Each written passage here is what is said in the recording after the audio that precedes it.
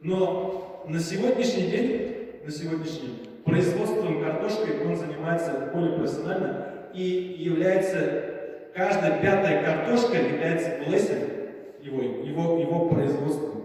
Каждая пятая картошка в Лесе его производством. Что он сделал? Он сделал круглые поля. То есть он, мечтая, он пришел к этому.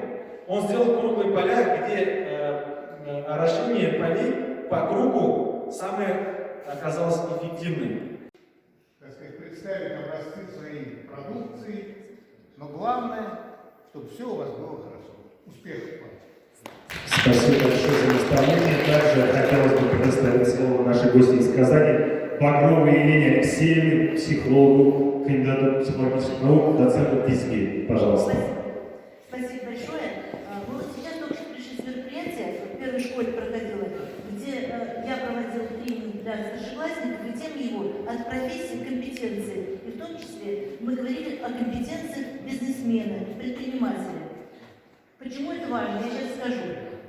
Несколько лет тому назад, прям много лет тому назад, лет 7-8, когда я ходила в школу по ориентации, вы знаете, на что я обнаружила? Я выступала вместе с чередой других преподавателей, других вузов. И все рассказывали, какие хорошие профессии у них, там, сам и так далее. Я говорила, и тогда на меня смотрели странно, что я говорила о том, что вообще-то нужно не только говорить о профессии, а нужно говорить о том, какое место, какую роль ты займешь на рынке труда, кем ты будешь, наемным работником или бизнесменом. И, может быть, ты сам будешь создавать рабочие места.